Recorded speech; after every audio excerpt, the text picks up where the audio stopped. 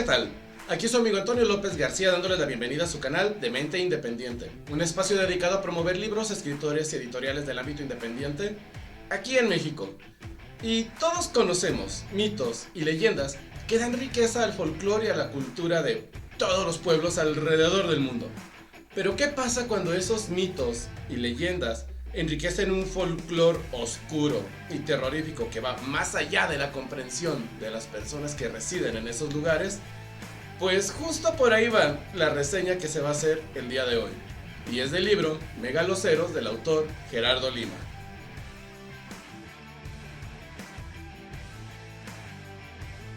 En esta obra, Megaloceros, libro del Ciervo I, su autor Gerardo Lima, que es un ente fantástico proveniente del mítico reino de Tlaxcala, nos comparte 3 relatos que son abordados desde el punto de vista de sus protagonistas. Y a pesar de que las características de estos personajes son muy diferentes una de otras, y que las historias pues también distan de asemejarse entre ellas, tienen un mismo hilo conductor: la leyenda, el mito y las culturas ancestrales que adoraban a entidades cósmicas y sobrenaturales que van más allá de la comprensión de cualquier ser humano, y que son encarnadas con la forma del ciervo. Un ciervo tan enorme que sus astas tocan las estrellas y sus pezuñas rasgan la tierra. Es algo genial cómo hace este acercamiento al horror cósmico en este libro el autor en México. Obviamente pues se inventó el lugar en donde sucede todo esto. 2 de las historias se desarrollan en un pueblo ficticio ubicado en Tamaulipas llamado Amarillo.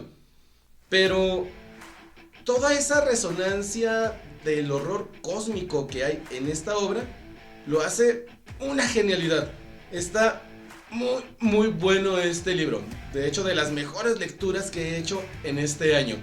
Porque no es solamente el horror cósmico, sino cómo va entretejiendo las ideas, que es una danza temporal. O sea, tú comienzas a leer cada uno de los relatos, pero de repente brinca en tiempo, espacio, experiencias, pero de alguna manera la historia sigue avanzando y te lleva a unos desenlaces que no se te van a olvidar.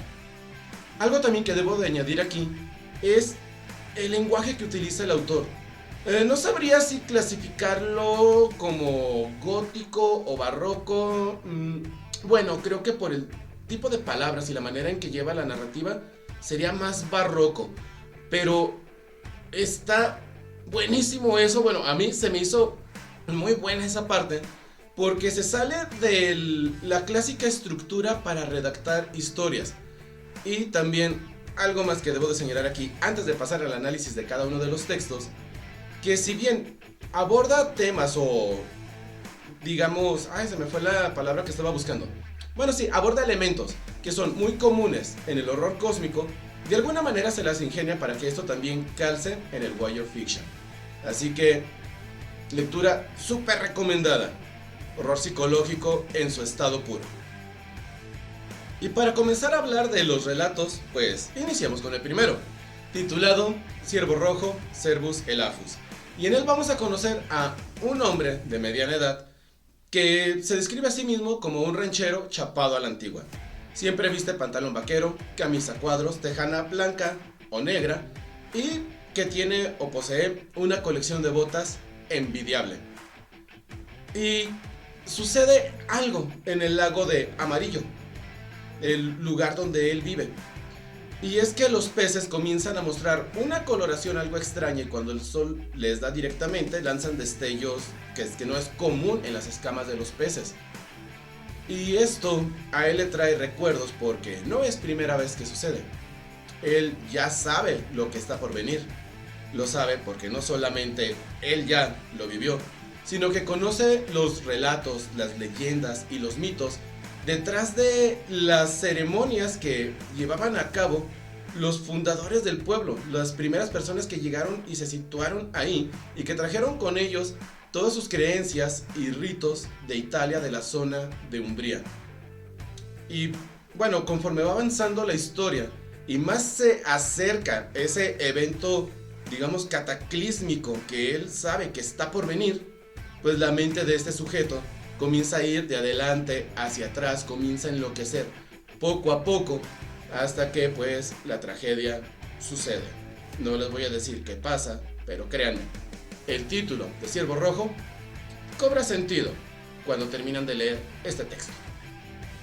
El segundo texto, titulado Blackwood, Alces, pues va de una familia que llegó de Escocia, se instaló en una sierra en Puebla y aprovechó los recursos que hay ahí, dedicándose a la tala y pues distribución de madera.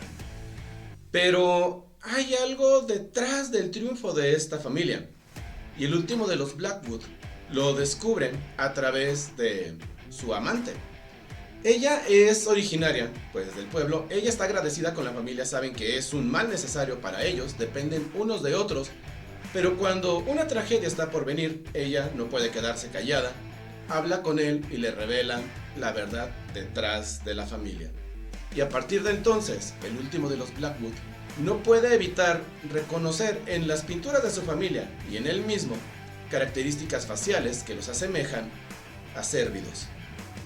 No voy a decir nada más acerca de este relato. Solo voy a mencionar que al igual que el anterior, pues esta narrativa que juega con el tiempo, pero que de alguna manera hace que avance la historia, está pues genial, porque te mantiene inmerso, o sea, conociendo más del pasado y de lo que está sucediendo con esta familia, mientras sigues avanzando en lo que es el relato hasta que llegas al final. Y al igual que el anterior, no se les va a olvidar. Aquí sí les puedo decir por qué el título es Alces. Digamos, el emblema de la familia de los Blackwood, y que está en la entrada de la hacienda donde ellos habitan, son dos alces encarándose. Ahí es donde encontramos la relación con este texto, pero miren, de ahí en más, me quedo callado. El tercer texto, titulado Wapiti Cervus Canadiensis, nos presenta no una narración como las anteriores, sino un diario. Y este diario está siendo redactado por un pintor muy anciano, que está comenzando a presentar señales de Alzheimer o demencia senil, y al escribir lo que le pasa en el día, pues tiene la finalidad de que su deterioro mental pues no avance tan rápido o recupere recuerdos que tiene por ahí en alguna parte, pero no puede llegar a ellos de manera tan sencilla. Y aquí lo que él nos presenta pues básicamente es su día a día. A un principio nos habla de su esposa, de sus hijos, de sus nietos, y hace énfasis en una nieta que es muy especial para él, que es la más adorada, la niña de sus ojos, llamada Sofía. Pasa horas hablando con ella, quiere verla, de hecho llega a mencionar ahí en una parte que quiere acondicionar un cuarto para que la niña vaya y pase mucho tiempo con ellos, porque sus papás pues viven lejos, casi no los visitan, bueno, en fin, él tiene mucho apego a esta niña. Pero conforme va pasando los días, vemos que las narraciones de este pintor pues no es solo que padezca demencia senil, sino que hay algo más, algo lo está acosando. En los cuadros que pinta, comienza a ver la sombra de una niña acompañada de una figura monstruosa con apariencia de ciervo. Y al darse cuenta de esto, él comienza a replantearse su obra. Y sabiéndose ya que está viejo, que le dijeron que en algún momento ya no se va a acordar de nada y que quiere dejar algo para el mundo, comienza a trabajar en un tríptico de pinturas acerca del lugar en el que él habita. Y aquí volvemos nuevamente a Amarillo, especialmente al lago. Aquí el lago es muy constante en las descripciones que hace este pintor. Y la misión final que él nos describe aquí, o en lo que se centra el diario de este hombre, es cómo está trabajando en su Canto de Cisne, su última gran obra maestra antes de morir o antes de que su cerebro gane la batalla contra la demencia. Pero la obra que él produce no es lo que él esperaría, es algo más tétrico, lleno de significados y simbolismos, en los que él se percibe a sí mismo al final de una manera completamente diferente y acepta una realidad que, a pesar de que estaba ahí, no lograba alcanzar. ¿Esto es a causa de los diarios o es algo más? Pues ya no les voy a decir nada más de esta historia. Aquí sí lo que puedo mencionar es que el título de Wapiti o Wapiti pues hace referencia a que era el cérvido favorito de su nieta. Ahorita que mencionó la nieta.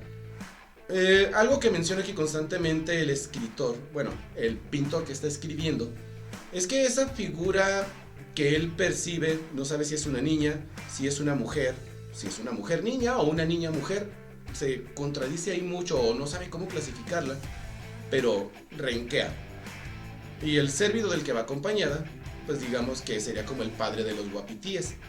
Así que con esa conexión, ustedes saquen sus conclusiones, pero mejor compren el libro y léanlo.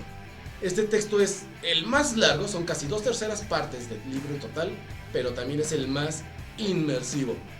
Una vez comenzando a leer este relato, créanme, difícilmente van a querer soltar la obra. Y para hablar de las fortalezas del libro, este libro, créanme, tiene muchísimas, pero me voy a centrar nada más en 3. Y la primera es cómo este autor emplea el lenguaje formal para darle peso a su historia. Bueno, ya tenía yo tiempo sin encontrarme una obra como esta, que mezclara el lenguaje coloquial con el lenguaje formal de manera tan fluida, pero que logra ser comprensible. Y esto le da cierta aura o cierta esencia que enriquece muchísimo el trabajo final. Por eso a un inicio les decía, no sabría si clasificarlo como gótico o como barroco. Se me escapa un poquito todavía ese tipo de cuestiones, pero siento que es más barroco que gótico. Por lo tanto, la manera en que él expresa las ideas, cómo juega con estos tiempos, con la visión de los personajes, y cómo mediante ese lenguaje tan expresivo y formal comienza a meterse en la psique de sus personajes mientras se sumergen cada vez más en la locura, es un ejercicio, miren, genial. No le pongo ningún pero. Lo que sí debo de mencionar es que por esta característica, quizás no sea un texto muy amigable para las personas que no tienen muy desarrollado el hábito de la lectura. Este texto sí requiere cierto compromiso y cierto nivel ya en algunas habilidades para disfrutarlo al 100%. La segunda fortaleza que debo mencionar es cómo este autor emplea el recurso de la fatalidad cíclica para potenciar sus historias. Si bien ya comenté que sí tiene elementos de Wire Fiction, que se mete de lleno al horror cósmico y que esto construye pues unas historias de horror psicológico muy bien logradas, es en este recurso de la fatalidad cíclica donde está la mejor decisión que pudo haber tomado el autor. Y bueno, ¿a qué se refiere esto de la fatalidad cíclica? Bueno, creo que el nombre da a entender de qué se trata. Nos está presentando situaciones que invariablemente van a suceder porque ya sucedieron en el pasado. Es una repetición de algo, ya sea por una cuestión cíclica, ya sea por una decisión que se tomó en el pasado y que está teniendo consecuencias en el presente, ya sea por algo que está acosando al personaje desde el inicio de su vida y que se hace presente cuando está llegando casi al final. Y esta fatalidad cíclica también se hace presente porque además de que sabemos que hay algo que está ahí que va a suceder, la forma en que va narrando entre presente, pasado, enseñanzas que algunos recibieron, como de lo que está describiendo ahí, de repente se acuerdan y comienzan a describir otra cosa. Todos esos juegos temporales le dan más peso a este recurso. Y como les digo, es muy difícil no engancharte con estas historias porque no te llevan de manera lineal y no te sueltan todas las sorpresas de sopetón, sino que se van cociendo poco a poco y de manera tan paulatina que no te das cuenta en qué momento llegas al punto de no retorno en cada una de las historias. La tercera fortaleza que debo de mencionar es cómo este autor construye la ambientación en sus historias. Porque no es solamente el hecho de describir cómo es el pueblo, o la casa de los personajes, o el ambiente en general, cómo es el lago de Amarillo, cómo es la hacienda en Puebla, sino que el lenguaje que emplea y las palabras específicas que utiliza para describir esos escenarios o las emociones que despiertan en los personajes, pues crea una sensación de tensión constante que no hace nada más que crecer conforme avanza la historia, haciendo que de alguna manera tú mismo comiences a compartir la paranoia de algunos de estos personajes. Y si tuviera que mencionar un área de oportunidad o algo que hubiera podido ser mejor en este libro, solamente tengo una para mencionar, pero ya analizándolo, no sé si fue una decisión consciente del autor esto que voy a mencionar. Así que Gerardo Lima, si estás viendo este video, te agradecería que nos pusieras aquí en los comentarios si fue intencional esto. Ahí va. Ya mencioné que en el libro, en los relatos, las descripciones que hace o los eventos no se cuentan de manera lineal, sino que brinca de una experiencia a otra, a veces de manera muy abrupta, pero de alguna manera sigue construyendo la trama central. O sea, nada está de más, todo le abona. Pero hay algunos párrafos que son muy extensos.